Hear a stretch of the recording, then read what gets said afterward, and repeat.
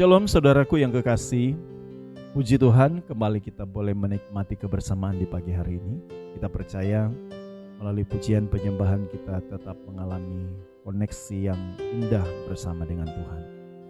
Dan dalam perenungan ini saya mengajak kita melihat dalam Lukas pasal 9. Lukas pasal 9 dari ayat yang ke-57 sampai ayat yang ke-62. Mungkin kita tidak membaca keseluruhan, tapi saudara bisa membacanya itu masing-masing di rumah kita. Dan pesan penting untuk kita lakukan hari ini adalah ketika kita menjadi pengikut Kristus, ketika kita menjadi orang-orang yang percaya, hal-hal yang penting yang harus diingat. Yang pertama, bahwa tidak lagi kita memiliki tempat demi kesenangan kita sendiri. Setiap orang yang melayani pekerjaan Tuhan, setiap orang yang menjadi pengikut Tuhan harus memiliki kesenangan, yaitu menikmati Tuhan. Tidak ada lagi tempat bagi kita untuk menikmati kenyamanan kita, karena kenyamanan kita adalah ketika kita tinggal dalam hadirat Tuhan. Di ayat yang ke-58 saya baca di Lukas pasal 9 ayat 58. Yesus berkata kepadanya, serigala mempunyai liang dan burung mempunyai sarang, tetapi anak manusia tidak mempunyai tempat untuk meletakkan kepalanya. Menyandarkan kepala menggambarkan sebuah kenyamanan. Menyandarkan kepala untuk tidur bisa melambangkan tempat peristirahatan, di mana seolah-olah Yesus memberikan kita teladan bahwa anak manusia datang tidak mencari kenyamanan, tapi dia mencari tempat untuk nama Allah dimuliakan dalam hidupnya. Kita pun menjadi orang Kristen sama. Kita memiliki tanggung jawab. Kita mengerjakan bukan apa yang kita senangi, tetapi mengerjakan apa yang Allah senangi. Kita harus mengerjakan apa yang Tuhan mau, bukan melakukan apa yang kita mau. Banyak di antara kita sering masih luput. Banyak di antara kita masih merasa kita berhak menikmati kesenangan. Bukan berarti kita tidak boleh menikmati kesenangan, tetapi ingat baik, tidak ada suatu pun kesenangan yang bisa mengikat kita ketika kita tahu bahwa kita memiliki Tuhan. Karena Tuhan itulah satu-satunya kesenangan yang kita miliki. Artinya kehidupan yang membahagiakan itu hanya ada di dalam Tuhan. Peristirahatan yang paling nyaman adalah ketika kita berjumpa dengan Dia, dalam hadiratnya, dalam persekutuan yang indah dengannya. Oleh karena itu, kalau kita hari ini masih belum menikmati sesuatu yang indah ketika kita ada dalam hadirat Tuhan, maka penting kita untuk terus berusaha untuk bisa menikmati, untuk bisa merasakan kehadirannya.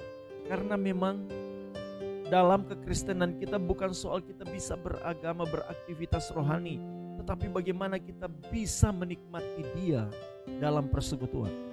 Kita tidak boleh bangga dalam kekristenan itu hanya karena sebatas organisasi gereja yang besar, atau hanya dalam model persekutuan yang bisa jingkrak-jingkrak sana jingkrak sini, yang bisa berbahasa roh dan bisa tumpang tangan orang sembuh dan lain sebagainya. Tapi kita berjingkar, kita bersukacita di dalam hadirat Allah. Kita bersukacita bukan karena segala sesuatu, tetapi karena Tuhan yang hadir dalam hati kita. Seseorang yang merasakan kenyamanan dalam kehadiran Allah, dalam hadirat Allah, maka orang yang demikian yang bisa memaknai dengan benar kekristenan itu. Orang yang merasakan hadirat Allah dan menemukan Allah dalam seluruh perjuangan imannya, dia adalah orang yang paling berbahagia dalam kehidupan. Saudara, bukan saya berkata bahwa kita tidak akan menikmati apapun selama kita tidak mencari Tuhan. Saudara, setiap manusia bisa memiliki kesenangan masing-masing, karena otak manusia sudah bisa terpola.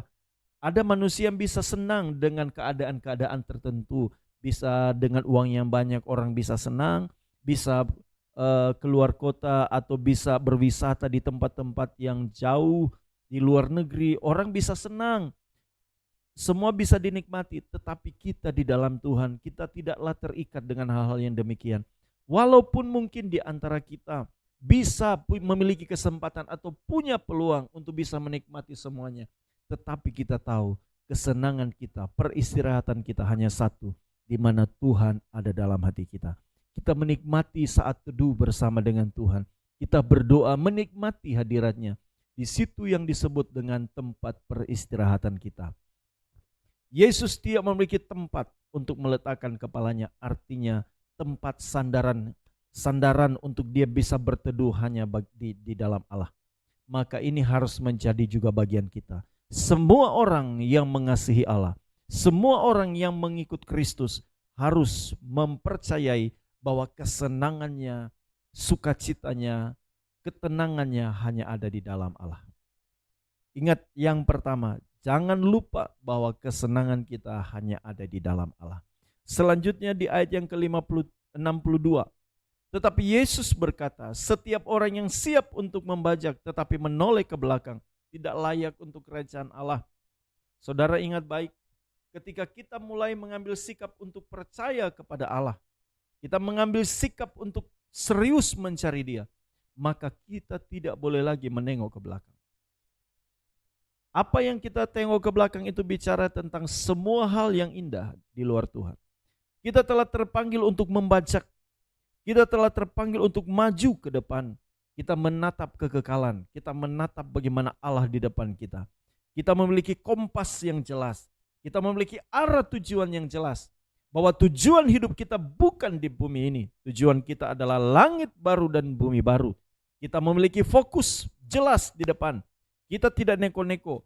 Kalaupun kita tiba-tiba membuat jalur yang berbeda, itu bukan karena Tuhan, itu karena keinginan kita sendiri. Ketika kita berpikir untuk bisa menengok ke belakang, saudara ingat kisah istri Lot. Ketika dia menengok ke belakang, dia merasa tidak lama, dia merasa bahwa mungkin hanya sebentar, tetapi akibat yang dialami adalah kehilangan kesempatan selama-lamanya. Saudara harus ingat baik, kadang Tuhan seolah-olah tidak hadir dalam perjalanan kita. Seolah-olah Tuhan tidak menyapa kita. Seolah-olah Tuhan tidak menolong kita. Kita seolah-olah berjalan sendiri. Tetapi Tuhan berkata jangan menoleh ke belakang. Kalaupun kita merasa sendirian dalam pelayanan. Kalau kita pun merasa sendirian ditinggalkan. Orang sudah tidak percaya. Orang sudah tidak menganggap kita lagi saudara. Atau orang sudah tidak menganggap kita lagi ini adalah orang yang tidak mengikuti tren-tren dunia dan segala macam. Tetapi kita mau tetap berjalan ke depan. Yang kita tahu bahwa Allah yang beserta, Dia adalah Allah yang Immanuel, Allah yang tetap menyertai. Kita merasakan kehadirannya atau tidak merasakan kehadirannya, jangan pernah kita ragukan penyertaannya. Oleh karena itu, sebimbang apapun kita hari ini mengalami pergumulan yang berat, jangan sekali-kali kita menoleh ke belakang. Jangan sekali-kali kita menoleh ke belakang. Di belakang jurang, di belakang maut, di depan situ adalah pengharapan kita. Di depan sana ada langit baru, bumi baru. Paulus berkata pencobaan, sakit, penyakit, penderitaan zaman sekarang ini tidak sebanding dengan kemuliaan yang Allah sediakan bagi orang yang percaya kepadanya. Oleh karena itu pandang kemuliaan Tuhan. Kemuliaan Tuhan sering dijalani dengan pergumulan yang berat, tetapi berakhir dengan sukacita. Saudara, kita mau berjuang sampai pada akhirnya Tuhan memandang kita umat-umat yang setia. Jangan toleh ke belakang, menataplah ke depan. Pandanglah juru selamat yang menuntun kita. Dia menjadi tiang awan, tiang api bagi kita untuk menerangi jalan hidup kita, memberikan kekuatan bagi kita sehingga kita sampai kepada tujuan.